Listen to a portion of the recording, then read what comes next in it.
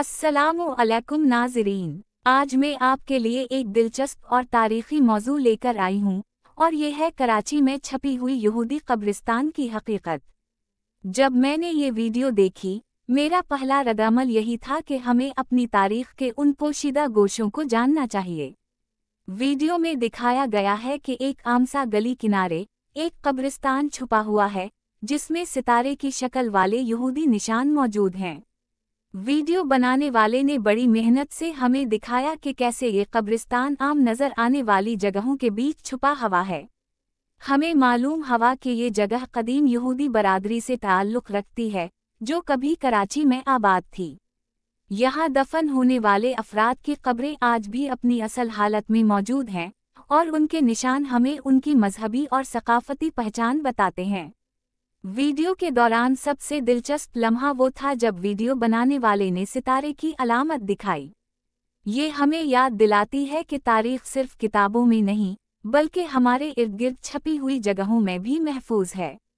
हमें ये समझना चाहिए कि तारीख़ की हर कहानी, चाहे छपी हुई हो या दिखाई देने वाली, हमें सबक देती है कि हम अपनी माज़ी की इज़्ज़त करें और उसे महफूज रखें। इस वीडियो की सबसे बड़ी खूबी ये है कि ये न सिर्फ मालूमात फराहम करती है बल्कि हमें एक सफ़र पर ले जाती है। हमें दिखाया गया कि किस तरह कराची के मामूली से गली किनारे तारीख़ की अहम यादें छपी हुई हैं।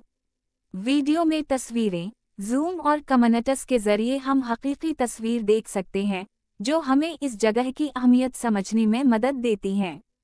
मज़ीद दिलचस्प बात यह है कि वीडियो के आखिर में दिखाया गया है कि किस तरह यहूदी बरादरी अपनी सकाफ़त और मजहबी रसूमात को बरकरार रखती है। ये हमें बताता है कि छपी हुई तारीख़ को जानना न सिर्फ दिलचस्प है बल्कि हमें सकाफ़ती वर्से की कद्र भी सिखाता है। अगर आप कराची की तारीख़ी जगहों में दिलचस्पी रखते हैं या यहूदी बरादरी के पाकिस्तान में मौजूदा और माजी के हालात जानना चाहते हैं, तो ये वीडियो ज़रूर देखें। ये हमें याद दिलाता है कि हर छपी हुई जगह एक कहानी रखती है और ये कहानी सिर्फ जानने वाले के लिए एक कीमती खजाना है। आखिर में मैं कहना चाहूँगी कि अगर आपको ये वीडियो पसंद आए तो लाइक करें, कमेंट करें, सब्सक्राइब करें और अपनी दिलचस्प कहानियाँ भी हमारे साथ शेयर करें ताकि हम सब उन पर रोशनी डाल सकें और दुनिया के सामने पेश कर सकें।